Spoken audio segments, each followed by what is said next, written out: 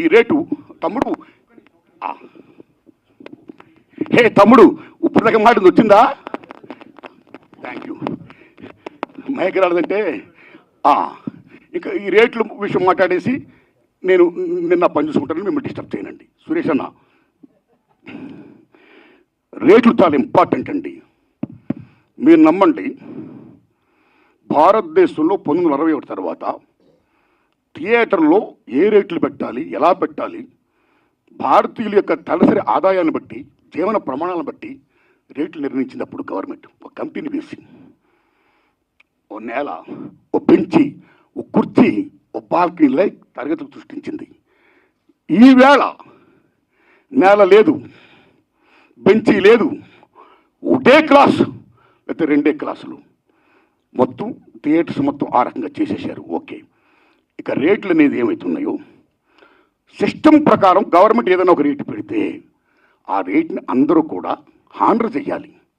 అలాగ హానర్ చేయకుండా ఈ మధ్య కాలంలో చాలామంది భారీ చిత్రాలు తీసిన నిర్మాతలు వాళ్ళు వేల కోట్లు పెడుతున్నారు. ఓకే, హ్యాట్సప్, సెల్యూట్, కేపబిలిటీ ఉంది, పెడుతున్నారు, మనం గర్విస్తున్నాం, సంతోషమే.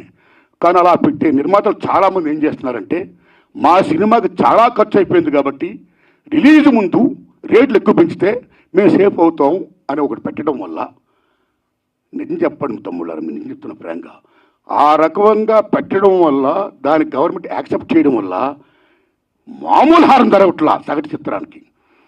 అలాగే ప్రేక్షకులకు డబ్బు ఎంతమంది దగ్గర ఉంటుందండి?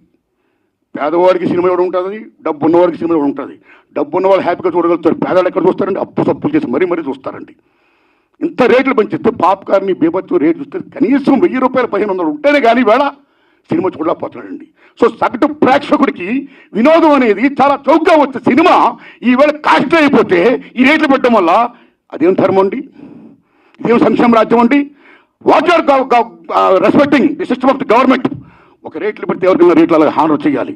వై? బికాస్ మీరు భారీ బడ్జెట్లు పెడుతున్నారు, పెట్టుకోండి, మీరు గొప్పగా తీస్తున్నారు, తీయండి, మేము గర్విస్తున్నాం. ప్రేక్షకుడికి అన్నీ ఎందుకండి? సినిమా బాగుందో లేదా, దట్స్ ఆల్. సినిమా బాగుంటే చూస్తాడు, చూడడం. రేట్లు పెట్టడం పెట్టకపోవడం అనేది మీ ఇంట్రెస్ట్ పడి ఉంటుంది. భారీ సినిమాలు తీస్తున్నారు, ఓకే, సెల్యూట్. దానికి వాళ్ళ మీద రుద్దకూడదు. బాగుంటే ఆ డబ్బులు వాళ్ళు ఏం పెడుతున్నారు, ఆ డబ్బుతో మీరు కోట్లు సంపాదించవచ్చు. ఉదాహరణ, హాలీవుడ్లో 10 కమాండ్మెంట్స్ సిసిల్ పెట్టి ఇమ్యూనిటీ తీశాడైనా, మామూలు బడ్జెట్ కదా, వేలాది కోట్ల సినిమా తీశాడైనా. అండ్ బెన్హార్ వేలాది కోట్లు పెట్టి తీశాడు ఆ సినిమాలు. మీరు నమ్మండి, 2 సినిమాలు కూడా బచ్చవరి hits and gone with the wind. ఆ సినిమాలకు ఆ రోజుల్లో కోట్లు ఖర్చు అయితే మళ్ళా కోట్లు చేసి మీరు నమ్ముతారా తమ్ముళ్ళారా? గూడ్స్ బళ్ళల్లో డబ్బులు తీసుకొని వెళ్ళేవారు. అదే రేట్లు. మేము 10 కమాండ్మెంట్ తీసాం, మేము బెన్హార్ తీసాం, చాలా ఖర్చు పెట్టాం, కాబట్టి రేట్లు పెంచండి అని అడగలా. కమ్ టు హిందీ ఫీల్డ్, కేఎస్ఎఫ్ మొగలేదాం అని టీపీ సిప్ గారు షోలే, మామూలు సినిమాలో మొగలేదాం మీరు నమ్మండి 9 years తీసాడైనా. అప్పు సప్పు తీసి మొత్తం పేపర్ మామూలు బడ్జెట్ కాదు.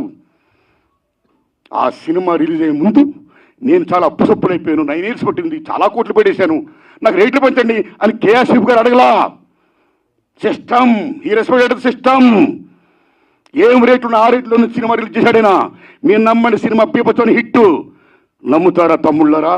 బెన్హార్ అండ్ 10 కమాండ్మెంట్స్ గూడ్స్ బళ్ళల్లో డబ్బులు లాభాలు తీసుకుని వెళ్తే లారీల్లో లాభాలు తీసుకుని వెళ్ళాడు కేఎస్ఎఫ్ గారు. మొగలైజాం అంటే సినిమా బాగుంటే లాభాలు వస్తాయి, మీరు 2 కోట్లని పెట్టండి. So come to Telugu field. Lava Kusa Shankar Reddy garu తీశారు, 5 ఏళ్ళు పట్టింది, నాకు 5 ఏళ్ళు పట్టింది, నాకు చాలా ఖర్చు అయిపోయింది అని శంకర్ రెడ్డి రేట్లు పెంచుకొని అడగలా. సినిమా రిలీజ్ అయింది, మీరు నమ్ముతారా? 5 years పైన సినిమా. ఇప్పుడు దాకా లవ్ కుశ మిత్ర హిట్లే తెలుగు సినిమా ఇండస్ట్రీలో. ఆయన అడగలా డబ్బులు, రేట్లు పెంచుకొని అడగలా. ఏ రేట్లు ఉన్నాయో ఆ రేట్లోనే ఆయన సినిమా రిలీజ్ చేశాడు. మీరు నమ్ముతారా తమ్ముళ్ళరా? ట్రక్కులో లాభాలు వచ్చాయి, బళ్ళల్లో డబ్బులు వచ్చాయి. షోలే జేపీసీ గారు అడగలా, ట్రక్కులో లాభాలు తీసుకున్నాడు ఆయన. కాబట్టి సినిమా బాగుంటే జనం వస్తారండి. మీరు ఇలా రేట్లు పెంచేసుకుంటా ఒక 1 week ఇలా చేసేసి మళ్ళీ మానేస్తా. థియేటర్కి నేను ఆటో మీద ట్రావెల్ చేస్తున్నప్పుడు, తమ్ముడు మన సినిమా చూసేవాళ్ళ, తమ్ముడు ఏ సినిమా చూసామంటే సినిమా చూడడం ఉందండి, కానీ చాలా రేట్లు పెట్టేశారండి ఫస్ట్ వీక్. నా ఫేవరెట్ యాక్టర్ కన్నా డబ్బులు లేవు, అప్పు చేయాలంటే కష్టంగా ఉంది. చూడలేకపోతున్నానండి. ఆ రకంగా ఎంత డ్యామేజ్ అవుతుందంటే సినిమాకి. ఇప్పుడు ఎందుకంటే రేట్లు పెంచుతారు? ఒక నామ్స్ ఉన్నాయని, you must respect the norms, you must respect the system. And అన్నింటినీ మించి సంక్షేమ రాజ్యం ఉంది. ఏ సగటు ప్రేక్షకుడు ఉన్నాడో ఆ సగటు ప్రేక్షకుడు భారతదేశంలో సినిమాయే వినోదం. ఆ వినోదం దూరం చేయకండి ఈ రకంగా పెట్టి. సో దిస్ ఈజ్ ఒక మాల్ ప్రాక్టీస్. ఒక రకంగా చెప్పాలంటే దిస్ ఈజ్ నేను నమ్మండి తమ్ముళ్ళరా, ఈ బాధ్యతలు చేస్తున్న నిర్మాతలు, government is doing a black marketing in the name of raising the rates. అది కరెక్ట్ కాదు. అలా పెంచకుండా అందరికి ఒకలా సిస్టమ్ పెట్టి సగటుని మాత్రం బతికించి పర్సెంటేజ్ సిస్టమ్ కాపాడండి. అది రుచిగా చెయ్యండి. ఆ రకంగా మీరు అందరూ పెద్దలందరూ కూర్చొని మాట్లాడుకొని మేలు చేయండి. ఇది నా విజ్ఞప్తి. Thanks a lot. ధన్యవాదాలు అండి మీకు. Thanks a lot.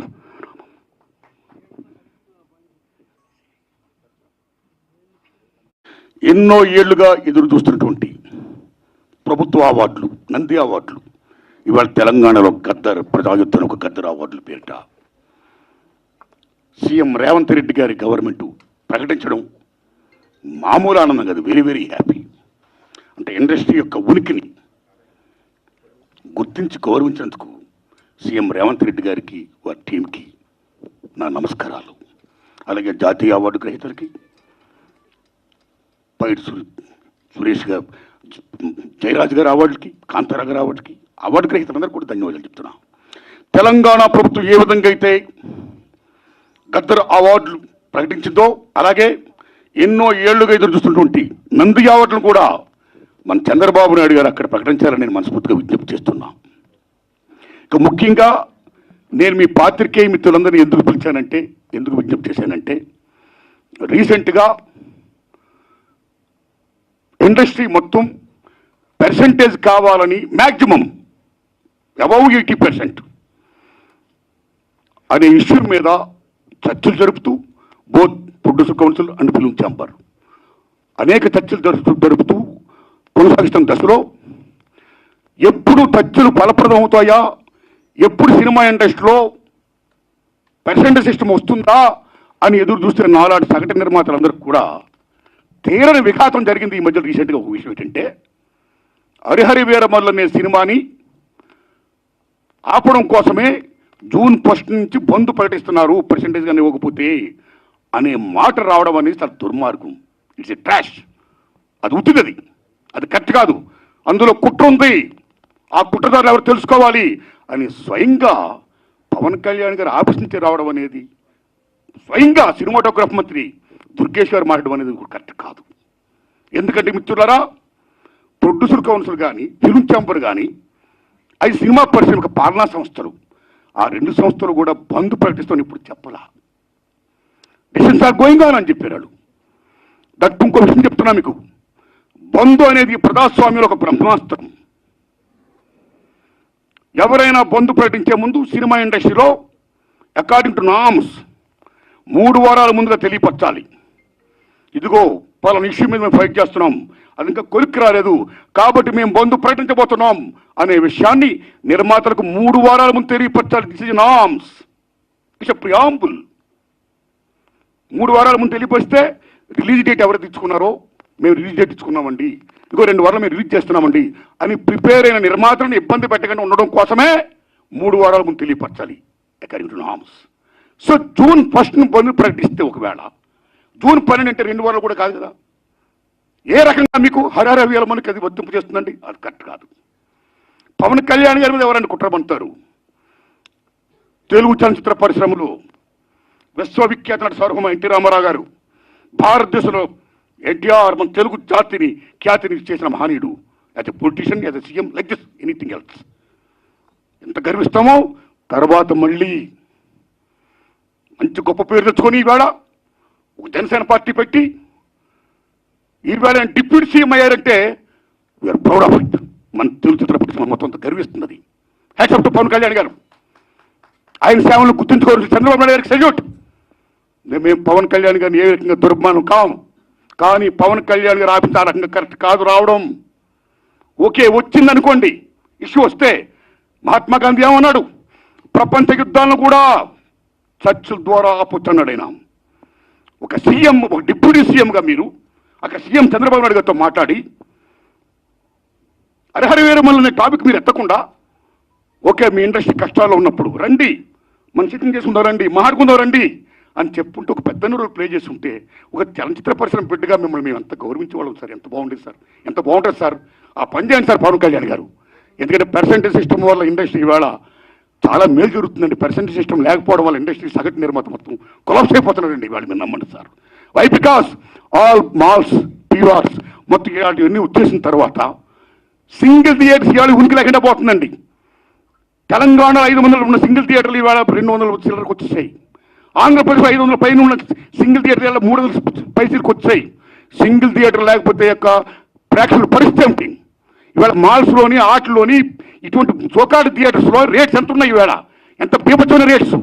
ఆడికి వెళ్ళి ఏదైనా పాప్కార్న్ తింటేనే 500 రూపాయల, డ్రింక్ 200 రూపాయల, టికెట్ మొత్తం 200 300 ఇలాగ అనుకుంటే సగటు ప్రేక్షకుడు ఎక్కడ సినిమా చూడగలుగుతాడు?